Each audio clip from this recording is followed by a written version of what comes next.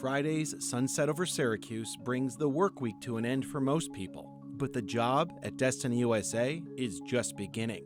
Up in the mall's iconic tower, the staff isn't looking at the view, but is looking at how to keep shoppers safe for the weekend ahead. Obviously, IKEA is now open. A weekly meeting of the partners who decide how to deploy their collective security resources. If we could get a dedicated SPD unit in the I'll food be in court. the food court. Okay.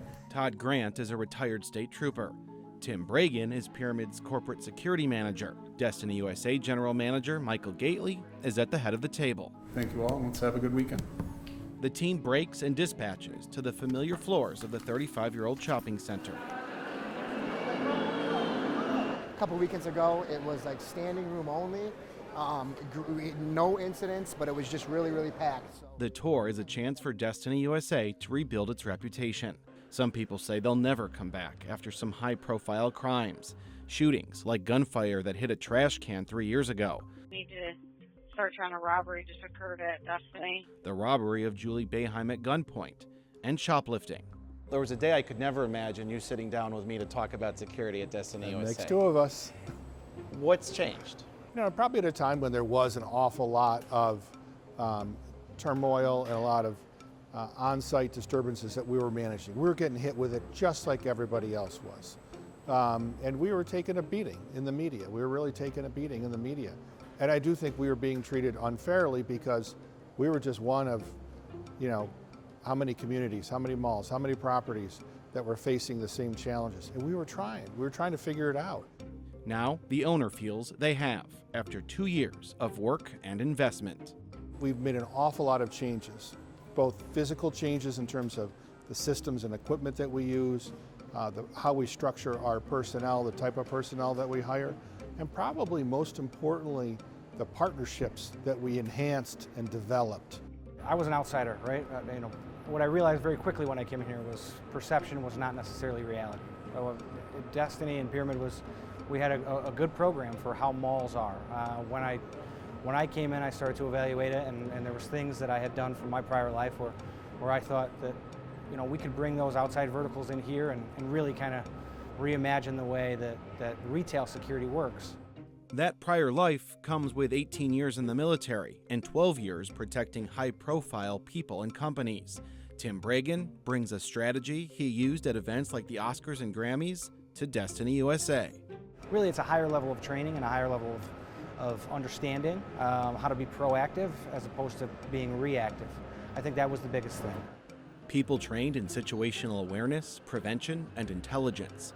We start in the food court, which attracts crowds and sometimes chaos. This is where a man was shot on Black Friday 6 years ago. But on the shopping holiday this year, it's under better watch by one of the new assistant directors of security. This is Nakeem. We recruited him. Nice to meet you. I'm Andrew. Nakeem. How are you? Good, how are you? Good. Long security background, firefighter, just really well known in the area of security. And we recruited him to come over and be one of our real anchors here in the program. Real tiny guy, too. Not too differently dressed than the Secret Service, these agents are responsible for different zones of the shopping center and oversee the traditional security guards contracted by the mall, whose uniforms and patrol vehicles now resemble that of their police colleagues. The Syracuse Police Department has officers here every minute the mall is open. Some days you're going to have double digits, up to upwards of 20 officers. Sometimes you might just have 4 officers.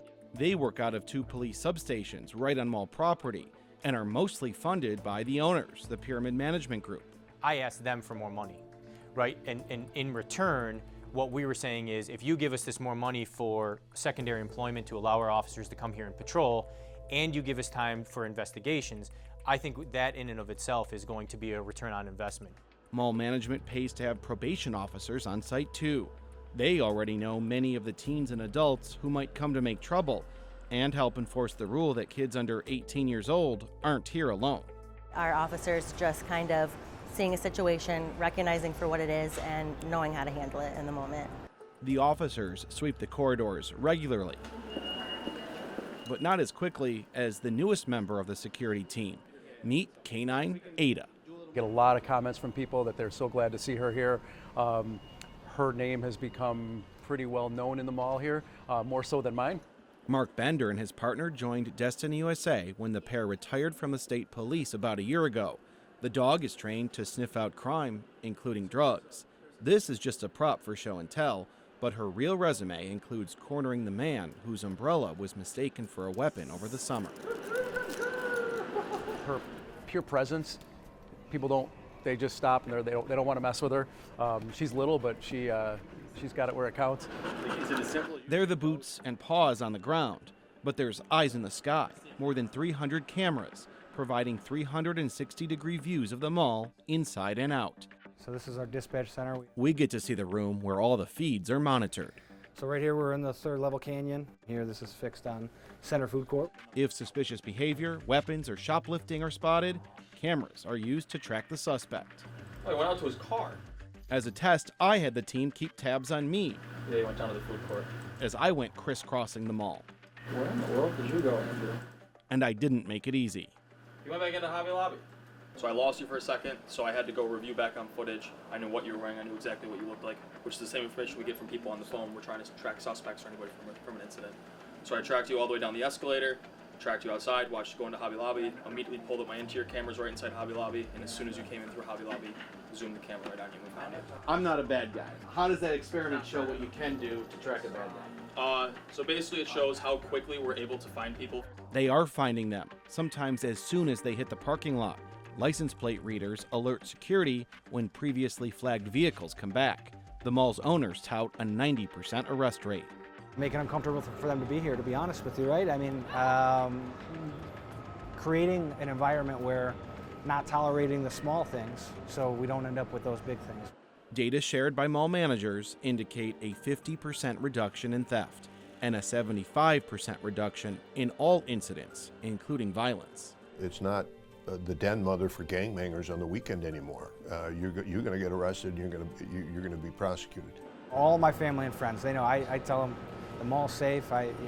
We talk about what we're doing, what we're changing, and not to say that it wasn't always safe, right? But I'm proud of where we've come over 2 years. I believe that we're leading the industry in this. I don't know of anybody that's doing, I actually know for a fact nobody else is doing this in a retail setting. But others want to, after seeing success in Syracuse. People are trying to replicate this model at other malls because it has been so successful. It's safer in the sense that there's better cohesion, there's better early detection, there's better investigations. You know, folks who are here for the wrong reasons, what they do and their things, they constantly change. And so we have to change with it. So we're constantly evaluating the program, taking a look to see, okay, what's the next best thing? When I walk around on a Friday and Saturday, 9 times out of 10 I'm running into family members that are here on property. So I have a personal interest to keep this place safe. From the time I wake up to the time I go to bed, what I'm thinking of is securing this place. A special place for families that's been home to childhood memories for so many of us, with a renewed commitment to its next generation. At Destiny USA, Andrew Donovan, News Channel 9.